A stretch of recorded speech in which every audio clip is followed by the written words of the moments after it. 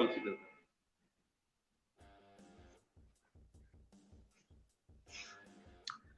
वालेकुम नाज़रीन, आप लोग देख रहे हैं स्पोर्ट्स सिबलिंग की special coverage Asia cup 2003। Pakistan और इंडिया एक बार फिर मद्दे मुकाबले होने लगे और हमारे साथ आज फिर मौजूद है ताहिर जमील खान जो पाकिस्तान वापस पहुंच गया। ताहिर, क्या हाल है आपका? मैं ठीक ठाक से भैया, आप सुनाए, आप ठीक है? अल्लाह का शुक्र ताहिर।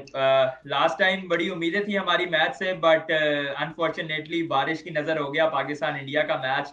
बट कुदरत ने एक बार फिर मौका दिया दोनों टीमों को आमने सामने होने का। सो फार पाकिस्तान की परफॉर्मेंस कैसी देख रहे हैं आप वर्ल्ड कप एशिया कप में? बिस्मिल्लाहिर्रहमानिर्रहीम। पाकिस्तान की परफॉर्मेंस तो ये वाहिद ऐसा एशिया कप है कि जिसमें हम तो क्या इंडियंस भी पाकिस्तान को फेवरेट करार दे रहे हैं। अब तक पाकिस्तान की जो परफॉर्मेंस रही है वो बड़ी लाजवाब, बड़ी बेहतरीन रही है। तमाम डिपार्टमेंट्स सिवाय एक आध के वो अच्छा परफॉर्म कर रहे हैं, अच्छी कारकर्दगी का मुजाहरा कर रहे हैं। पाकिस्तान का नेपाल का मैच देख लें, दूसरा इंडिया का देख लें, तीसरा बांग्लादेश का देख लें। हालांकि बांग्लादेश जो है वो कोई कुछ छोटी मोटी टीम अब नहीं है। एशिया के लिहाज से अगर हम बात करें, एशिया कप में वो बड़ा अच्छा टफ टाइम हमेशा देती है मुखालिफ टीम्स को। और उनके जो पेसर्स हैं वो भी बड़ा बेहतरीन उनके पेसर्स हैं, वो भी 140 प्लस वाले उनके पास बॉलर्स हैं। और पाकिस्तान में कजाकी स्टेडियम के अंदर जिस तरह पाकिस्तान ने उनके खिलाफ स्कोर किया, जिस तरह एक अच्छे एक जामे अंदाज में पाकिस्तान ने उनसे मैच जीता, तो वो बड़ा एक लाजवाब था। और जो मुखालिफ जो कैंप्स हैं उसमें जाहिर है उससे भी खलबली मची। और अभी तक तो बड़े बेहतरीन जा रहा है टूर्नामेंट पाकिस्तान के लिए। और अब देखना ये कल होगा कि कल पाकिस्तान उम्मीदों पे पूरा उतरता है। पाकिस्तान बांग्लादेश का तो सुपर 4 का मैच हम डिस्कस करेंगे, लेकिन उससे पहले जो एक मैच पाकिस्तान और इंडिया का हुआ था जो बारिश की नजर हो गया, तो उसके हवाले से दो चार आपसे पॉइंट्स पे डिस्कशन करेंगे। एक तो सबसे पहले ये कि बड़ी ज्यादा एक मतलब लोगों के गेसेस तो चल रहे हैं, आपका भी गेस मैं इस पे लेना चाहूंगा। क्या लगता है पाकिस्तान ने 266 264 जो टारगेट था वो चेस कर लेना था इंडिया के खिलाफ अगर बारिश ना होती? मुझे लग ये रहा है कि जिस तरह पाकिस्तान के बैटल परफॉर्म कर रहे हैं, पाकिस्तान ने चेज डाउन तो कर लेना था, लेकिन आसान मैच नहीं था रहना। क्योंकि जिस तरह शुरू में 66 पे 4 आउट थे और उसके बाद हार्दिक पांड्या जो हमेशा से ही पाकिस्तान के खिलाफ अच्छा परफॉर्म करते हैं और ऑलराउंडर भी बड़े बेहतरीन है, दुनिया के बड़े जाने माने और बेहतर परफॉर्मर है वो। जिस तरह उन्होंने वो बारी संभाली, साथ दूसरे भी उनके साथ थे, तो वो एक बड़ा बेहतरीन उन्होंने वो पारी खेली और स्कोर उन्हें पहुंचा दिया 266 तक। एक अच्छा खासा एक फाइटिंग स्कोर था। मैं तो यही कहूंगा कि पाकिस्तान ने वो कर लेना चाहिए, क्योंकि पाकिस्तान के भी टॉप ऑर्डर जो है वो बड़ा बेहतरीन परफॉर्म कर रहा है। फिर मिडिल ऑर्डर के भी जो मसाइल थे वो भी हमें अब हल होते हुए नजर आ रहे हैं। तो पाकिस्तान को बारी का मौका तो नहीं मिला, लेकिन अगर वो मैच पूरा होता, पाकिस्तान गिरते मरते ये स्कोर पूरा कर लेता। लेकिन मुश्किलात पाकिस्तान को होती इतनी आसानी से, मेरा नहीं ख्याल कि पाकिस्तान ये स्कोर करता। लेकिन बहरहाल जीत होती है, चाहे एक स्कोर से भी हो। इसी हवाले से अगर बात की जाए तो बड़े सवालिया निशान उठ रहे हैं बाबर की कप्तानी पे। दूसरा, नो डाउट के मतलब इंडिया भी कोई छोटी टीम नहीं, बहुत बड़ी टीम है, उसके बावजूद भी बड़े सवालात उठ रहे हैं जो उन्होंने स्पेसर्स का वो यूज नहीं किया और उसके अलावा स्पिनर्स को यूज करते रहे। आपको क्या लगता है इसमें? क्योंकि अगर एक बेसिक सी चीज देखी जाए तो हम एक पेसर शॉट के साथ उस मैच में गए और हम मोस्टली टाइम हम इंडिया के अगेंस्ट ये गलती करते हैं कि हम स्पिनर ज्यादा ले जाते हैं। हमने T20 वर्ल्ड कप में भी देखा। आपको क्या लगता है उस time as a captain Babar की कप्तानी को अगर आप मद्देनजर रखे तो क्या सिचुएशन आपको लगता है कि क्या वो बाबर की वाकई कप्तानी की गलती थी? इसके बाद फिर मैं आपको बताऊंगा कि मैं इस बारे में क्या सोचता हूँ। जी बिल्कुल, वो बाबर की कप्तानी में ना तजर्बाकारी की वजह से वो सारा कुछ हुआ। बाबर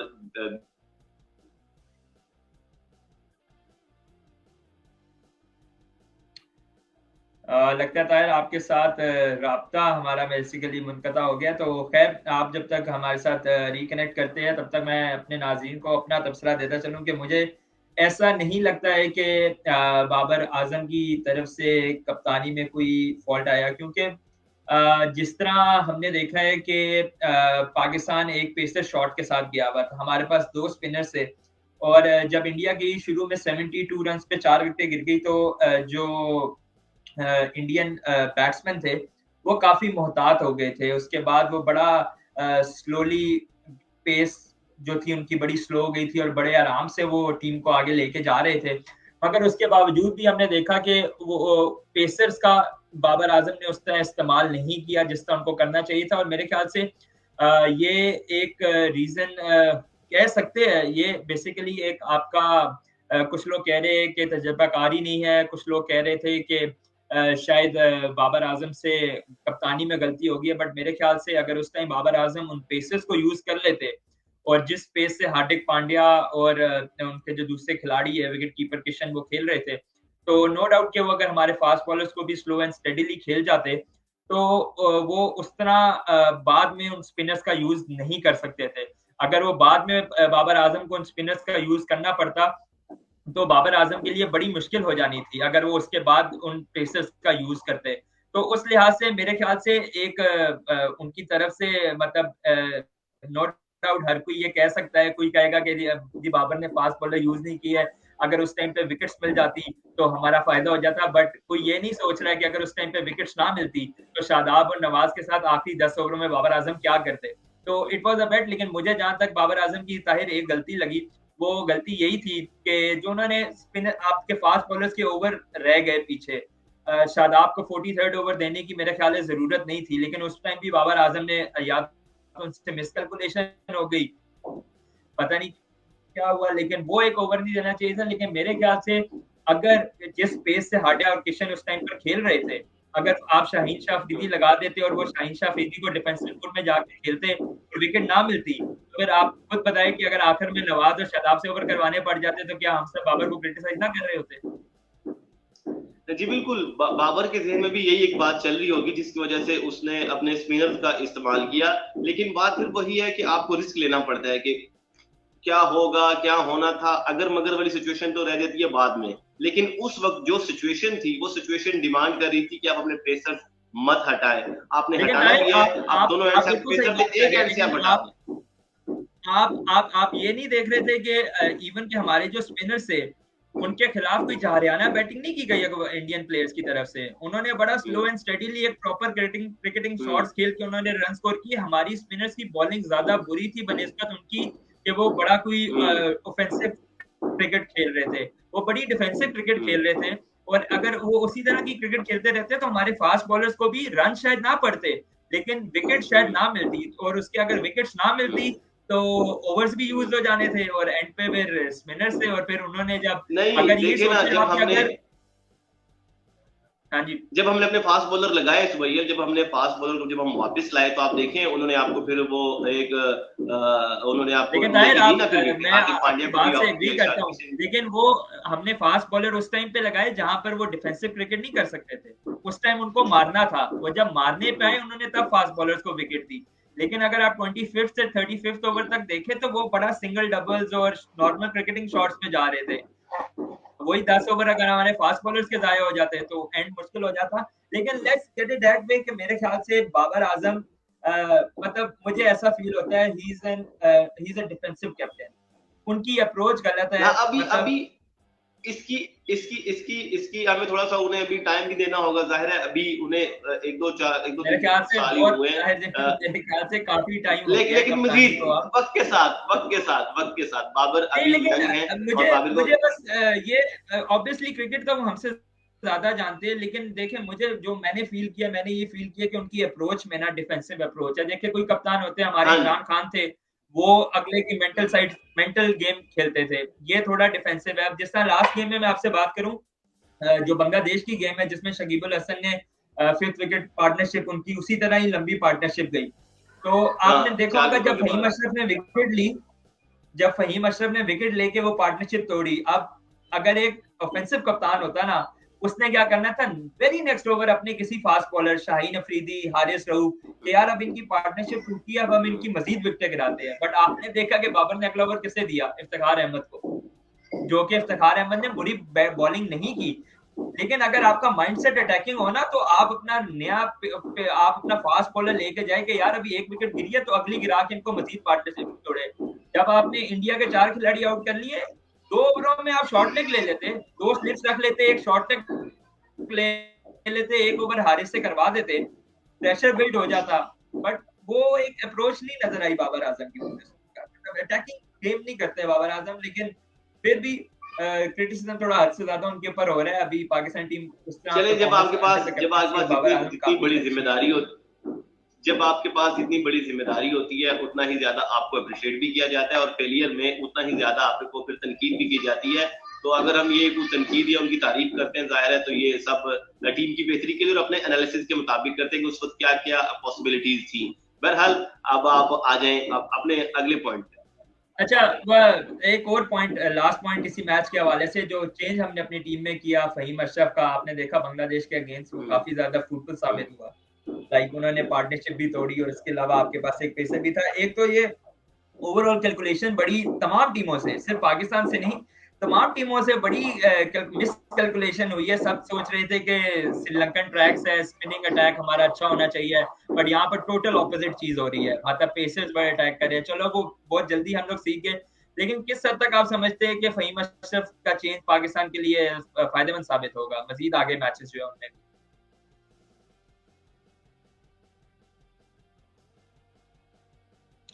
लगता है एक बार फिर ताहिर जमील के साथ हमारा जो राब्ता है वो मुनक़ता हो गया फहीम अशरफ है, का बट जो चेंज था वो बड़ा पॉजिटिव चेंज साबित हुआ, और फहीम अशरफ ने साबित किया है कि जो फैसला था उनको एक स्पिनिंग ऑलराउंडर की जगह उन्हें लाने का, तो अच्छा फैसला साबित हुआ है। और इंडिया के खिलाफ जो अगला मैच है, मुझे लग रहा है कि इसी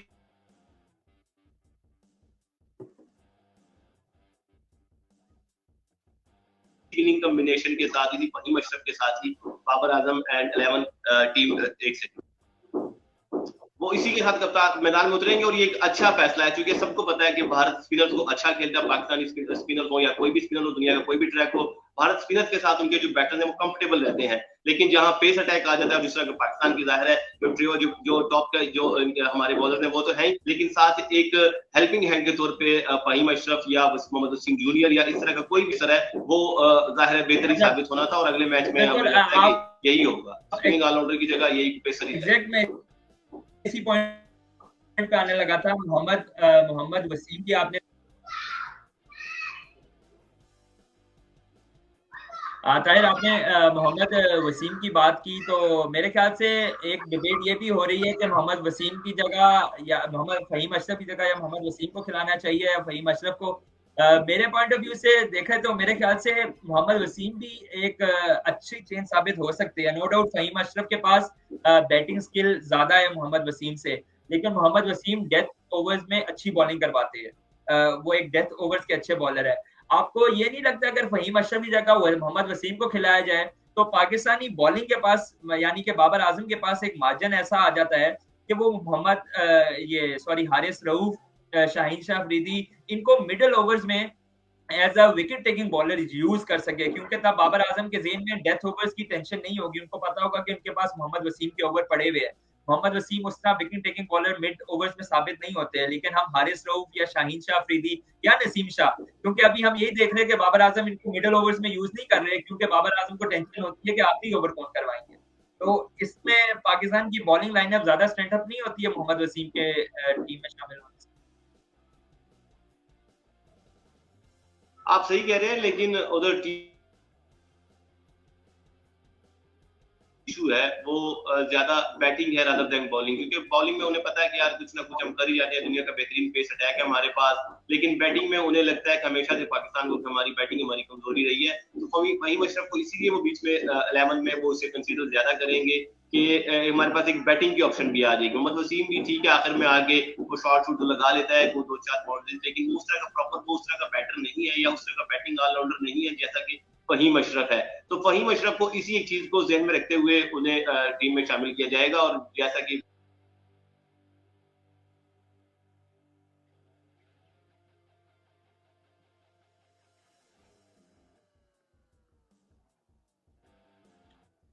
ताहिर जमील, आपसे मेरे ख्याल से राब्ता एक बार फिर मुनक़ता हो गया है, क्योंकि आई गेस इंटरनेट के इश्यूज आ रहे हैं। अगर हम इसी पॉइंट ऑफ व्यू पे बात कर ले तो मेरे ख्याल से हम अगर फहीम अशरफ और मोहम्मद वसीम के कंपैरिजन किया जाए तो मेरे ख्याल से नो डाउट, क्योंकि अगर हमें बैटिंग एज चाहिए तो हमारे लिए इम्पोर्टेंट है कि फहीम अशरफ टीम का हिस्सा हो, क्योंकि मोहम्मद नवाज पहले बैटिंग के साथ बड़े हैंडफुल थे।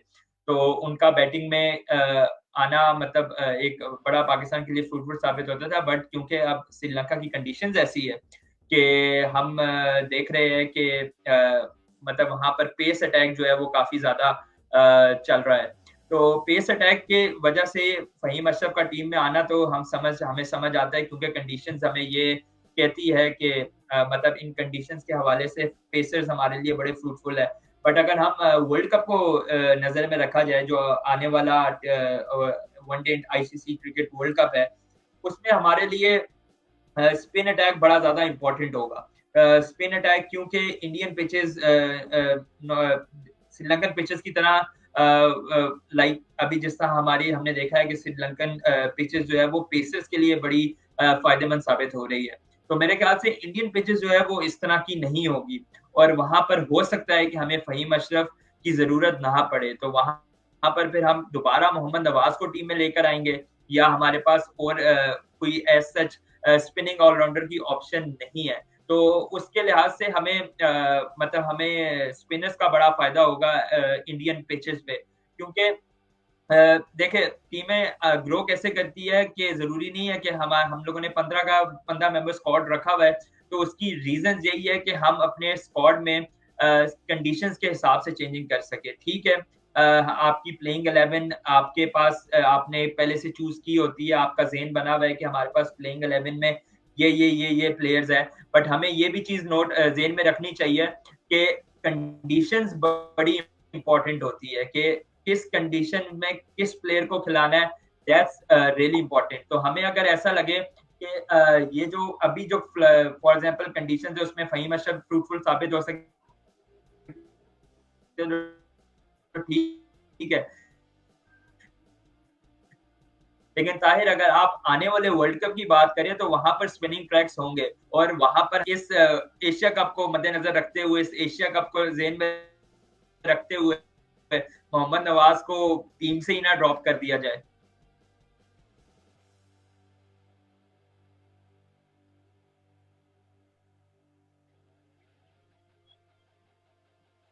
ताहिर खान से मेरे ख्याल से हमारा राब्ता नहीं हो पा रहा है। बट हम बात कर रहे थे पाकिस्तान वर्सेस इंडिया। सुपर 4 का मरहला शुरू हो चुका है। पाकिस्तान ने पहले मैच में बांग्लादेश को शिकस्त दी है, और पाकिस्तान के अभी 2 पॉइंट्स है फिलहाल पॉइंट्स टेबल पर। और अब उनका अगला टाकरा जो है वो इंडिया के साथ होगा, और ये मैच कल कोलंबो में खेला जाएगा। एक बड़ी ज्यादा डिबेट हो रही थी मौसम के हवाले से। तो लकीली मौसम कोलंबो का आज बड़ा अच्छा है, और करंटली वहां पर बांग्लादेश और श्रीलंका के माबैन मैच भी खेला जा रहा है। बट हम होप कर रहे हैं कि ये मौसम जो है ऐसा ही रहे, ताकि पाकिस्तान इंडिया का मैच, जो पहला मैच बारिश की नजर हो गया था, शायकीन को दूसरा मैच देखने को मिले। पाकिस्तान की टीम बॉलिंग की बॉलिंग तो उनकी काफी शानदार रही। बैटिंग पे काफी ज्यादा सवालिया निशान है, जो कि अभी तक बैटिंग की परफॉर्मेंस उस तरह हमें देखने को नहीं मिली। ताहिर, क्या समझते हैं फखर जमान जो बांग्लादेश के खिलाफ उस तरह तो परफॉर्म नहीं कर सके, इंडिया के खिलाफ उनकी परफॉर्मेंस कैसी देख रहे हैं आप? एक फखर जमान एक ऐसा एक पाकिस्तानी टीम में अभी एक मसला है कि जिसका हल होना बहुत जरूरी है, क्योंकि शुरू में ही अगर वो जाहिर है ओपनर है, और शुरू में ही अगर आपकी ये विकेट गिर जाती है तो जाहिर है पूरा बैटिंग ऑर्डर, पूरी टीम इससे मुश्किलात में आ जाती है। बाबर आजम जो पहले ही उनका एक वन डाउन होते हैं, उनका जो स्टाइल है वो शुरू में रोटेट करके खेलते हैं, जरा सेट होकर खेलते हैं। तो जब पहले ही एक विकेट आपके अर्ली ओवर्स में गिर जाए तो फिर उन पे भी जिम्मेदारी बाबर आजम पे भी बढ़ जाती है, और जो बाकी जो आने वाले बैटर्स हैं उनको भी परेशानी का सामना होता है। तो ये इसलिए ये मसला हल होना बहुत जरूरी है। फखर जमान के पास यही चांस है, उन्हें अच्छा परफॉर्म करना होगा, और उनके मुसलसल नाकाम होने की वजह से जाहिर बाबर आजम टीम मैनेजमेंट पे भी प्रेशर होगा कि इन्हें बार बार चांस क्यों दिए जा रहे हैं। ऐसे कौन से इतने और भी बहुत से प्लेयर हैं जिनको सॉरी इस तरह आपकी के बात चांस काट नहीं रहा मिलते। जाहिर है फखर जमान बड़े हूँ, प्लेयर सॉरी हैं और टॉप 5 में भी आपकी थे, और बात अब काट रहा हूँ। 7 तक आगे इससे आगे परफॉर्मेंस की वजह से। तो फखर जमान को अभी इस मैच में हर हाल में परफॉर्म करना होगा, और चूंकि अगर वो अच्छा परफॉर्म करते हैं तो अगले मैचेस में भी अगर उन्हें चांस मिलेगा। और बिल्कुल अगर एशिया कप में अगर इस मैच में परफॉर्म नहीं करते, उस श्रीलंका के खिलाफ उन्हें बाहर बिठा दिया जाता है, तो फिर सवालिया निशान होगा वर्ल्ड कप में उनकी टीम में। आप बिल्कुल सवालिया निशान होगा वर्ल्ड कप में, अगर फखर जमान इस टाइम पे परफॉर्मेंस नहीं कर सकते हैं। क्योंकि थ्रू आउट उनको चांसेस दिए जा रहे हैं फ़खर ज़मान को। और एक जो पाकिस्तानी टीम में 2 वीक पॉइंट्स मुझे नज़र आते हैं, वो सलमान अली आगा और फ़खर ज़मान है। सलमान अली आगा अभी मतलब उनके पास वक़्त है, अभी उनके पास टाइम है, उनकी परफ़ॉर्मेंस उतनी बुरी नहीं है, लाइक बुरी भी परफ़ॉर्मेंस नहीं है, बट वो उस तरह एक हल्का-सा जिसे कहते हैं ना, आपको थोड़ा-सा मतलब जिस तरह आपकी टीम पूरी स्ट्रॉन्ग है, उसमें जो आपको वीक पॉइंट नज़र आ रहा है, वो इस टाइम पे सलमान अली आगा और फ़खर ज़मान ही आ रहे हैं। बट फ़खर ज़मान की जो मुझे कोर रीज़न लगती है जो वो परफ़ॉर्मेंस उनकी नहीं हो पा रही है, एक तो ऑब्वियसली हर प्लेयर के ऊपर टाइम आता है, आउट ऑफ फॉर्म भी है, थोड़ा-सा बुझे-बुझे से भी लगते हैं, लेकिन जो मुझे कोर रीज़न उनकी समझ आ रही है जिसकी वजह से वो परफ़ॉर्म नहीं कर पा रहे हैं, क्योंकि वो अपनी नेचुरल गेम नहीं खेल पा रहे हैं, क्योंकि अब उनके ऊपर परफ़ॉर्मेंस का प्रेशर इतना ज़्यादा हो गया है कि वो जो उनकी एक नेचुरल एक एग्रेसिव गेम है, जिसमें वो आते हैं और वो स्लॉगिंग करते हैं और वो ओपोनेंट टीम को प्रेशर में लाते हैं, उनके अंदर वो नेचुरल गेम जो है वो इस टाइम पर नज़र नहीं आ रही है। यूजुअली जब वो बैटिंग पर आते हैं तो उनका यूजुअली जो होता है वो एग्रेसिव गेम प्ले होता है, बट अब उनकी क्योंकि परफॉर्मेंस इतनी अच्छी कुछ अरसे से नहीं जा रही है, तो वो इस वजह से काफ़ी ज़्यादा जो है वो आउट ऑफ फॉर्म भी लग रहे हैं और वो अपनी नेचुरल गेम नहीं खेल सक रहे हैं। ताहिर, मैं फिर आपसे वही सवाल करूँगा कि शायद फ़खर ज़मान के परफ़ॉर्म ना करने की आपको ये रीज़न कहीं लगती है, क्योंकि मुझे तो ऐसा लगता है कि वो अपनी प्रेशर की वजह से नेचुरल गेम नहीं कर पा रहे हैं। उनकी नेचुरल गेम है एग्रेसिव गेम, बट वो क्योंकि अब रन स्कोर नहीं हो रहे उनसे, तो वो आके अपनी एग्रेशन दिखा नहीं पा रहे हैं, जिसकी वजह से वो अपनी विकेट भी दे देते हैं। आपको क्या फ़ील होता है इस बारे में?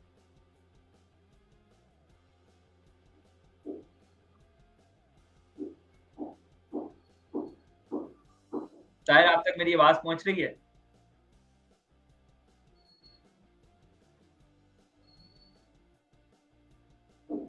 मेरे मेरे ख्याल से ताहिर ताहिर जमील तक हमारी आवाज़ नहीं पहुँच रही है, तो हम लोग बेसिकली बात कर रहे थे पाकिस्तान वर्सेस इंडिया सुपर 4 में। अब हम बात ऑब्वियसली इस पे भी बिल्कुल करेंगे ऐसा ही कि है, क्योंकि हालिया की जो पाकिस्तान और परफ़ॉर्मेंस इंडिया है, के उस मैच वजह से ज़ाहिर है उन पे प्रेशर है और अब वो इसी कोशिश में होते हैं कि मेरी कहीं विकेट ना चली जाए और उनकी जो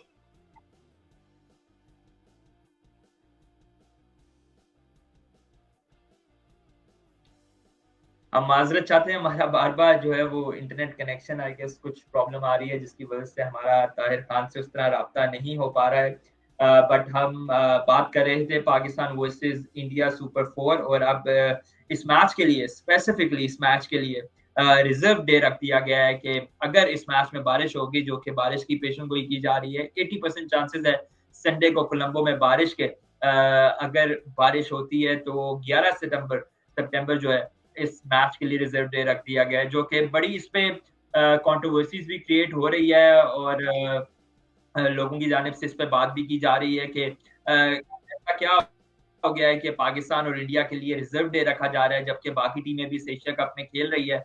जो मेरी मेरी तरफ से I guess it's very selfish of Asian cricket board. अगर रिजर्व डे आपने रखना है तो तमाम टीमों के मैचेस के लिए रखना चाहिए। अगर पाकिस्तान और इंडिया के मैच के लिए रखा जा रहा है तो ऑब्वियसली फिर श्रीलंका बांग्लादेश, इंडिया बांग्लादेश, इंडिया श्रीलंका तमाम मैचेस के लिए रिजर्व डे होना चाहिए, क्योंकि तमाम ओपोनेंट्स को इक्वल राइट्स मिलने चाहिए। अब आप लोगों की अगर आपस में सीरीज नहीं हो रही है और this is the only chance to play cricket between two nations, अगर आप लोगों को इतना ही शौक है इन दोनों नेशंस के बीच में मैच करवाने का, तो फिर आप कोई सीरीज करवा ले। आप इन एशिया कप की छतरी के तले दोनों मैचेस करवा के अपना जो आप एक सोर्स ऑफ इनकम बढ़ाना चाह रहे हैं, I guess this is not fair to the other opponents.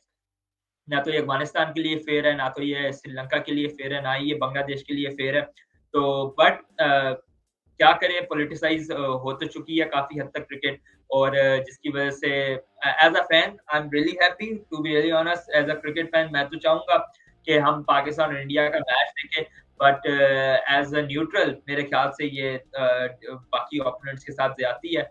But हम डिस्कशन कर रहे थे पाकिस्तान वर्सेस इंडिया पे, एंड हमने काफ़ी ज़्यादा चीज़ों पे डिस्कस किया। हमने बाबर आज़म की कप्तानी से रिलेटेड बात की, जो पाकिस्तान क्रिकेट टीम में चेंजेस हुई हमने उसके हवाले से बात की, और अब हम पूरी उम्मीद है कि एक ज़बरदस्त मैच पाकिस्तान और इंडिया के दरमियान देखने को मिलेगा। अगर पाकिस्तान ये मैच जीतने में कामयाब होता है, then Pakistan will reach the Asia Cup final, और वी होप कि इंडिया फाइनल में आए ताकि एक और मजेदार मुकाबला देखना पड़े। हम अपने तमाम फैंस जो हमें इस टाइम पर फेसबुक, यूट्यूब पे लाइव देख रहे हैं, हम उनका शुक्रिया अदा करेंगे और हम माजरत भी करेंगे, थोड़ा सा आज हमारा कनेक्शन प्रॉब्लम रहा जिसकी वजह से हम ताहिर जमील से उस तरह खुल के बात नहीं कर सके, बट वी होप कि हम इंशाल्लाह Pakistan versus India post match जो एनालिसिस आपके साथ लेकर आएंगे and we will discuss Pakistan India match. Stay tune, आप लोग हमारे साथ रहे और हमारे चैनल को ऑब्वियसली लाइक करें, फॉलो करें, जो आपका दिल करता है करें। See you next time after the match, we hope Pakistan win this match.